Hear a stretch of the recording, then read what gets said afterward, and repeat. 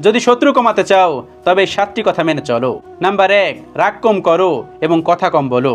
যে মানুষটা রাগ কম করে এবং কথা কম বলে সেই মানুষটা কিন্তু শত্রু অনেক কম। নাম্বার 2, তোমার যা আছে তার চেয়ে কম দেখাও। আর যে মানুষটা অনেক বেশি শো অফ করে সেই মানুষটা কিন্তু শত্রু অনেক বেশি, সেজন্য শো অফ করো না, তোমার যা আছে তার থেকেও মানুষকে কম দেখাও। নাম্বার 3, উচিত কথা বা ভুল না ধরে তার প্রশংসা করো।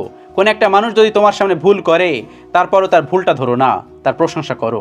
আর যদি সেই মানুষটার ভুল ধরো তাহলে কিন্তু সেই মানুষের শত্রু হয়ে যাবে। Be careful. শত্রু বাড়াতে না চাইলে সেই মানুষটার ভুল ধরো না, প্রশংসা করো।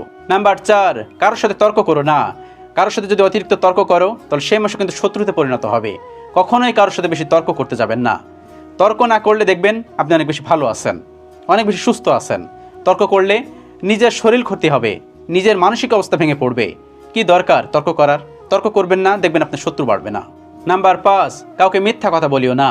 যদি কাউকে মিথ্যা কথা বলো এবং সে মানুষটা যদি জেনে যায় তাহলে সেই মানুষের সাথে কিন্তু সম্পর্ক নষ্ট হয়ে যাবে এবং সেই মানুষটা একটা খারাপ ধারণা পোষণ করবে এবং সেই মানুষের শত্রু হয়ে যেতে পারে।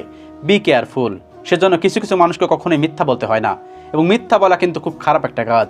মিথ্যা বললে কিন্তু নিজেরই ক্ষতি। নাম্বার 6, কখনো কাউকে ঠকিও না। তুমি যদি কাউকে ঠকাও তাহলে একটা সময় পরে কিন্তু সেই মানুষ তোমার শত্রুতে পরিণত হবে। কখনো কাউকে ঠকিও না।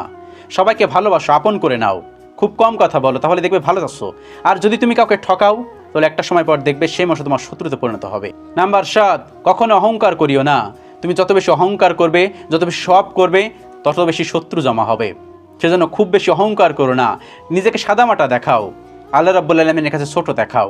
তুমি যদি অনেক বেশি বড় ভাবো, অনেক বড় কিছু মনে করো, তখন তোমার ভিতরে অহংকার চলে আসবে।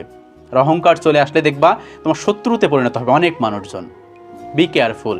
এই কাজগুলো করা থেকে আমরা সবাই দূরে থাকি, তাহলে দেখবেন সবাই ভালো আছেন, সুস্থ আছেন। তা না হলে আমাদের আশেপাশে কিন্তু অনেক বেশি শত্রু হয়ে যাবে।